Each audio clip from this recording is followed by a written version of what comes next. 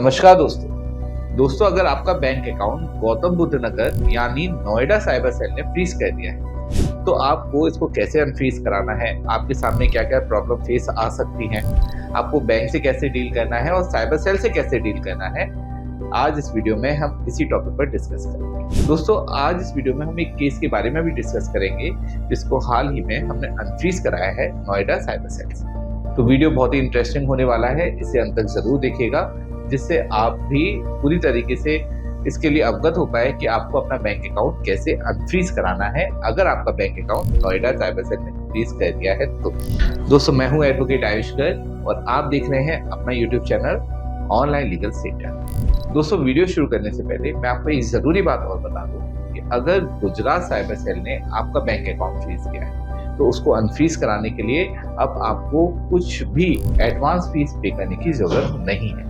आप अपना bank account unfreeze होने के बाद हमारी लीगल फीस पे कर सकते हैं। इसके लिए आप उसी बैंक अकाउंट का जो अकाउंट आपका फ्रीज है एक पोस्ट डेटेड चेक हमको दे सकते हैं जो हम आपका बैंक अकाउंट अनफ्रीज होने के बाद विड्रॉ कर लेते हैं। इससे आपको भी बहुत हेल्प मिलती है। तो चलिए दोस्तों अब बिना देर करे टॉपिक पर वापस आते हैं। दोस्तों अगर नोएडा साइबर सेल ने आपका बैंक अकाउंट फ्रीज किया है तो सबसे पहले आपको ये पता करना है कि किस साइबर सेल ने आपका बैंक अकाउंट फ्रीज किया है, साथ में कंप्लेंट नंबर या FIR नंबर क्या है।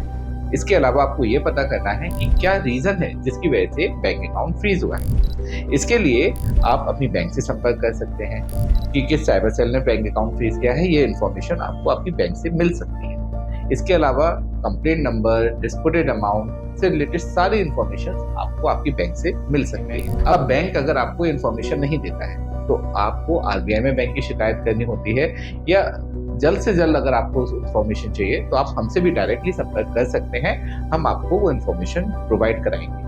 अब दोस्तों एक बात ये कि हमें ये जानना है कि रीजन क्या है हमारा बैंक अकाउंट फ्रीज होने का। तो उसके लिए आप अपने पास्ट ट्रांजैक्शंस के बारे में रिव्यू कर सकते हैं कि आपने कोई गेमिंग ऐप से विड्रॉ किया है या फिर आपने P2P ट्रेडिंग किया है या फिर आपने किसी अननोन सोर्स से या किसी ऐसी जगह से पेमेंट मंगाया है जिससे आप ज्यादातर अवगत नहीं है। तो ऐसे में आपका बैंक अकाउंट फ्रीज होने के चांसेस बहुत ज्यादा हो जाते हैं। एक बार जब डिटेल्स और रीजंस आपको मिल जाते हैं तो आपको साइबर सेल से कांटेक्ट करना होता है। अब साइबर सेल से कांटेक्ट करने पर या तो साइबर सेल आपका बैंक अकाउंट तुरंत ही अनफ्रीज कर देंगे आपके डॉक्यूमेंट्स को रिव्यू करके, और अगर वो आपके बैंक अकाउंट को अनफ्रीज नहीं करते हैं तो ऐसे में आपको एक अच्छे साइबर एक्सपर्ट एडवोकेट की हेल्प लेनी होती है जो आपके बिहाफ पर साइबर सेल में विजिट करते हैं और आपका बैंक अकाउंट अनफ्रीज कराने में आपकी पूरी हेल्प करते हैं। इसके लिए आप हमारी हेल्पलाइन नंबर पर भी कॉल कर सकते हैं। दोस्तों एक बात ध्यान रखिएगा यहाँ पर कि अगर आपने P2P ट्रेडिंग की है उस वजह से आपका बैंक अकाउंट फ्रीज हुआ है तो ऐसे में आपको P2P ट्रेडिंग से रिलेटेड सारे डॉक्यूमेंट्स प्रोवाइड कराने होते हैं साइबर सेल। जैसे आपको ट्रांजैक्शन डिटेल्स प्रोवाइड करानी होती है, आपको सारे स्क्रीनशॉट्स प्रोवाइड कराने होते हैं जो कि जैसे आपने USDT दिया उसका स्क्रीनशॉट, आपने पेमेंट लिया उसका स्क्रीनशॉट, जिस व्यक्ति से आपने ट्रांजैक्शन किया है, जिस व्यक्ति से आपने P2P ट्रेडिंग किया है उस व्यक्ति की अगर कोई डिटेल्स हो तो वो भी आप साइबर सेल को प्रोवाइड करा सकते हैं। इसी तरह अगर आपने गेमिंग ऐप से विड्रॉ किया है तो आपको उस गेमिंग ऐप के बारे में साइबर सेल को बताना होता है जिससे आपने विड्रॉ किया है।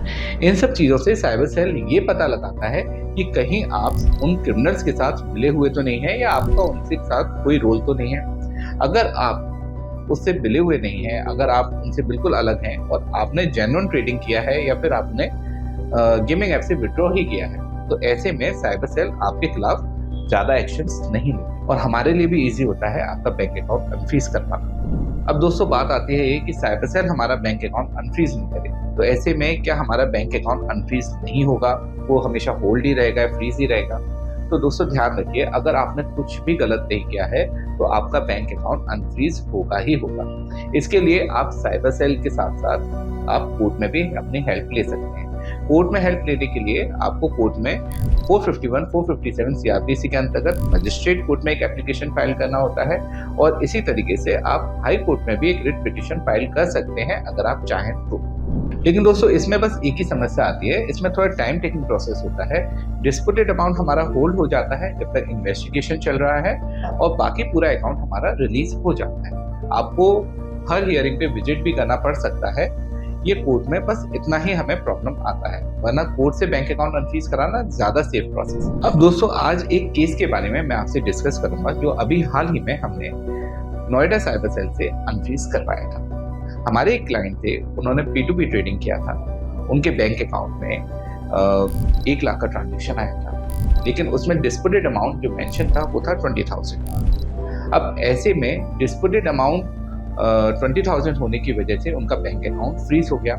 उन्होंने तो कुछ भी गलत नहीं किया, उन्होंने USDT ट्रांसफर किया और उनके अकाउंट में फंड आया, लेकिन वो फंड साइबर क्राइम से रिलेटेड था, इसलिए उनका बैंक अकाउंट साइबर सेल ने फ्रीज कर दिया। अब दिक्कत ये थी, जो कंप्लेंट थी वो थी लगभग 9 लाख रुपए की। साइबर सेल द्वारा डिमांड किया जा रहा था कि उनको 9 लाख रुपए पे करने पड़ेंगे, तभी उनका बैंक अकाउंट अनफ्रीज होगा और उनके ऊपर से कंप्लेंट क्लियर होगा। लेकिन आप एक बात हमेशा ध्यान रखिए, जो अमाउंट आपके अकाउंट में आया है आपको वही पे करना होता है, उससे ज्यादा आपको पे नहीं करना होता है। अब ऐसे में हमारे क्लाइंट के अकाउंट में 1 लाख रुपीज आया था, जिसमें से डिस्प्यूटेड अमाउंट 20,000 था, तो यहाँ पर हमें केवल 20,000 रुपीज ही मैक्सिमम पे करना पड़ सकता है। अब ये भी अमाउंट हमें तभी पे करना होता है जब इंस्टेंटली हमें अपना बैंक अकाउंट अनफ्रीज कराना है, हमें इन्वेस्टिगेशन का पार्ट नहीं बनना है। अगर इन्वेस्टिगेशन का पार्ट हम बनने को तैयार हैं तो हमें ये अमाउंट भी पे करने की जरूरत नहीं है। कुछ समय बाद इन्वेस्टिगेशन कंप्लीट होने पर हमारा अकाउंट अनफ्रीज हो सकता है। फिलहाल हमारे क्लाइंट ने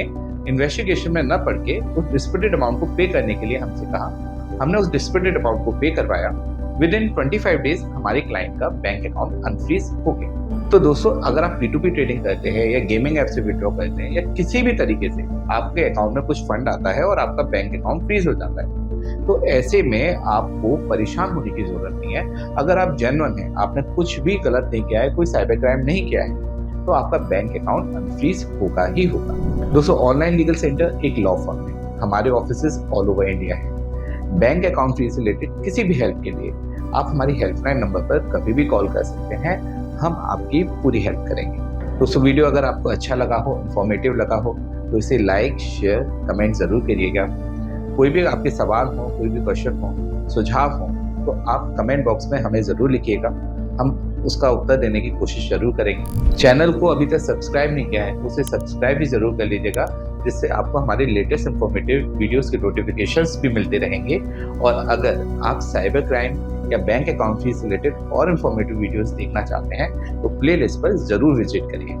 अंत में सतर्क रहें, अपने अधिकारों के लिए जागरूक रहें और ऑनलाइन लीगल सेंटर से जुड़े रहें। मिलते हैं अगले वीडियो में। जय हिंद।